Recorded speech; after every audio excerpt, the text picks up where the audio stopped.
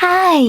In front of me is HUAWEI Nova Y70 and today I would like to show you how you can operate voice recorder on this device.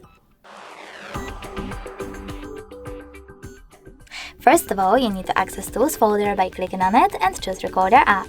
Now tap on this red button to start your recording. You can pause it and unpause it using this right one, add a bookmark by using left one, and edit and save it by choosing the middle one. If you wish to play your recording, just click on this little icon over here. If you wish to rename it, you need to hold it, select rename option here, type in wherever you wish to and click on OK. If you wish to delete it though, you need to hold it again. But this time select this delete icon over here and confirm your choice in the pop-up. Thanks so much for watching. If you enjoyed this video, don't forget to leave a like, comment and definitely subscribe. Bye!